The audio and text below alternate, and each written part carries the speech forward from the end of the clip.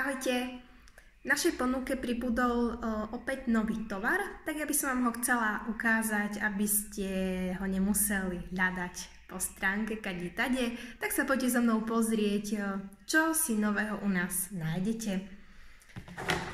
Takže máme bambusové vyšívacie kruhy, buď ich kúpite osobitne v dvoch veľkostiach, alebo pribudla aj táto sada 4 kruhov za veľmi výhodnú cenu. Tieto vyšívacie kruhy môžete využiť aj veľmi moderne. Je už v podstate plný internet nápadov, vyrábajú sa momentálne z nich vence na dvere, alebo sú perfektnou súčasťou svadieb, svadobných dekorácií. Ja som napríklad videla na Pintereste veľmi pekný nápad, ako boli popreťahované špagatiky, cez tieto kruhy boli povešané fotky mladomanželov. Boli tie kruhy ozdobené úplne takou jemnou zelenou vetvičkou. Vyzeralo to veľmi romanticky, nežne a pritom elegantne. A taktiež som videla, napríklad robia sa tie lapače snov, alebo dajú sa len v podstate tu pripevniť tie hačkované obrázky a vytvorí sa tak nejaký pekný obraz na stenu alebo nejaká taká sada. Môže to vyzerať fakt veľmi pekne.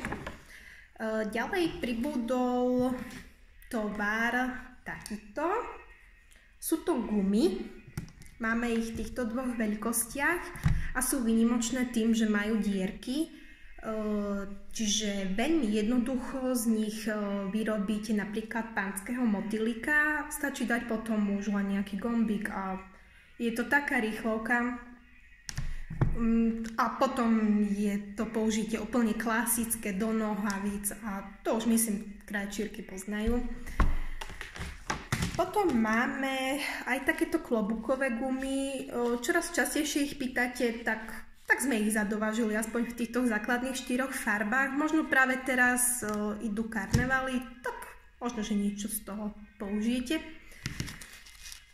No, potom tu máme takéto ploché šnúrky.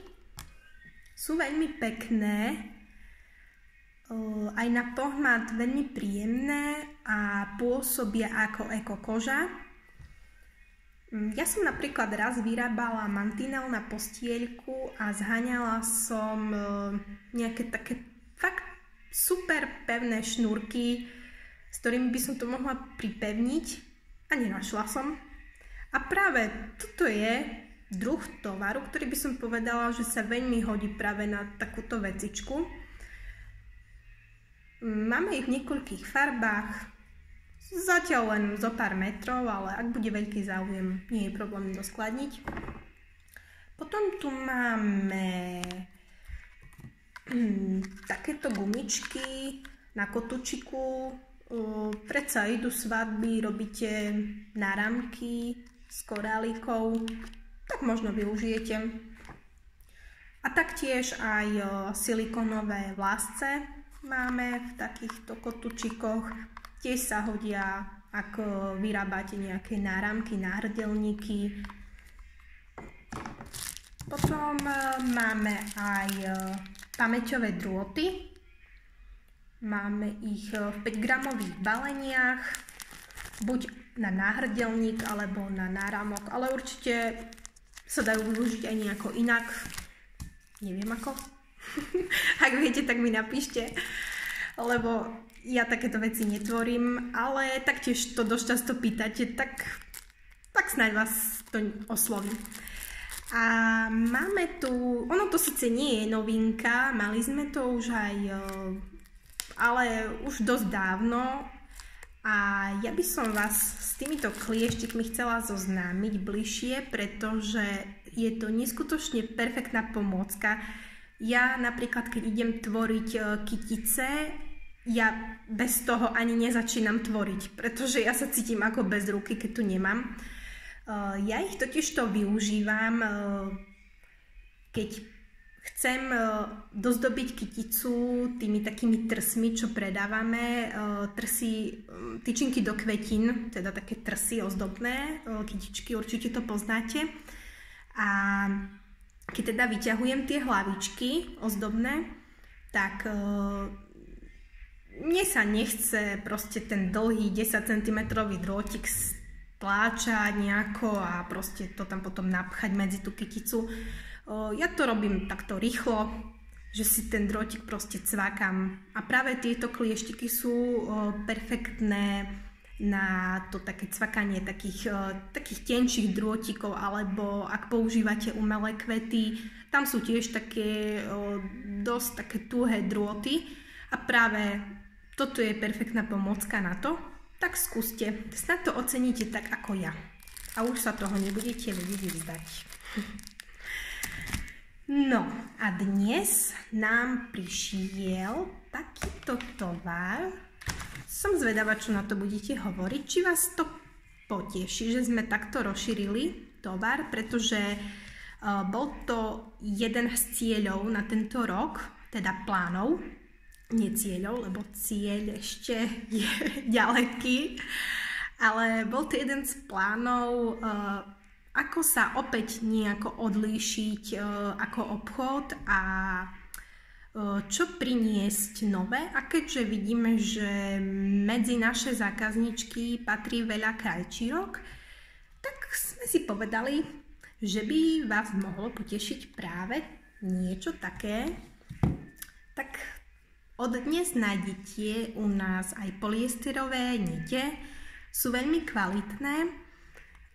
Ja takisto veľa pracujem s niťami, veľa šijem, takže určite ich v najbližšej dobe vyskúšam a dám vám vedieť, ako som s nimi spokojná, pretože kto veľa šije, tak asi mi dá za pravdu, že nie je niť ako niť.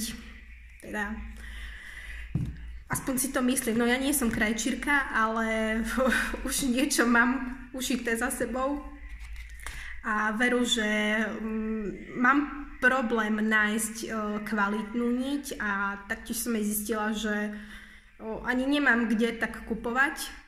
A tak som si povedala, že prečo nie? Prečo nie naskladniť práve takýto tovar?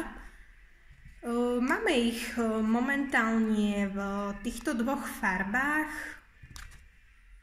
Čierne, biele a nájdete ich ako 400 yardové náviny alebo 1000 yardové náviny.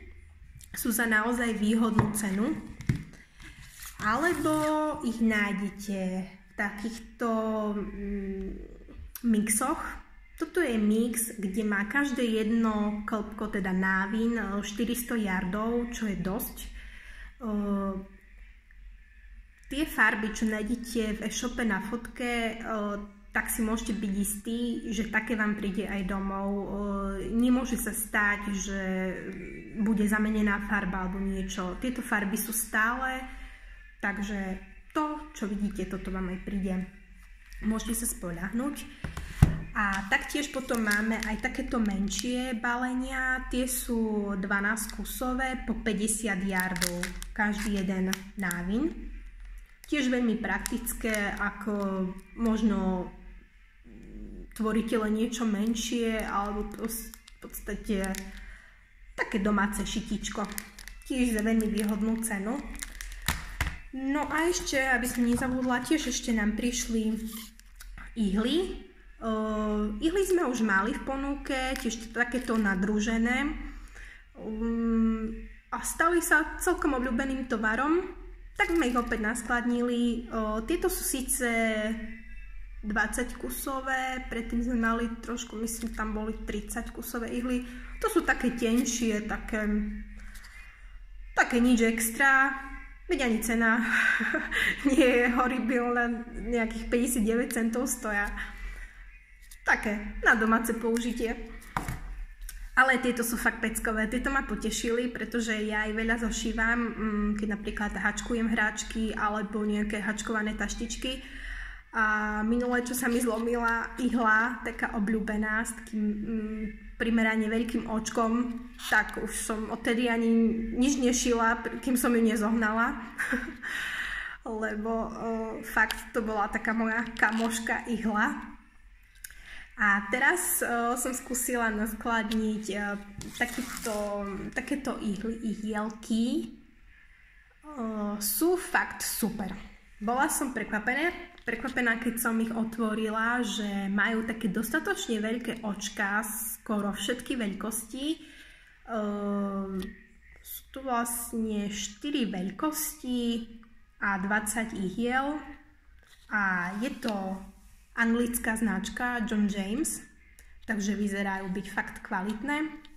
A ja sa teším teda, kedy ich otvorím a vyskúšam, pretože už mám teda resty, čo by som mala už pozošívať a dokončiť.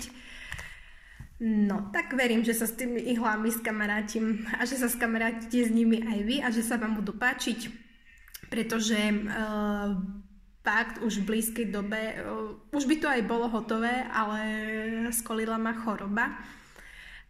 Tak dúfam, že aspoň o taký týždeň sa mi podarí urobiť poriadne video na šitú rúžu, lebo všetci sa ma pýtate a prosíte ma, aby som vám poradila, ako robím šité rúže ja. Jedno videjko síce nájdete na YouTube, ale to je už také v podstate neaktuálne a ja už som tam veľa vecí vychytala na tej rúži a preto by som sa s vami rada o to podelila. A práve pri tom šití vám určite padnú vhod aj nite, aj ihly. Tak dúfam teda, že sa vám to bude páčiť a že budete ešte trošku trpezliví a počkajte si na to videjko. A to nie je všetko, ešte plánujem viacero prekvapení pre vás. Tak verím, že sa mi to podarí v dohľadnú chvíľu, nejakú dobu, konečne všetko urobiť pre vás. Tak to je asi všetko, no. Tak sa majte a si pozrite, čo sme teda všetko dali do e-shopu a verím, že vás to poteší. Tak, majte sa, ahoj!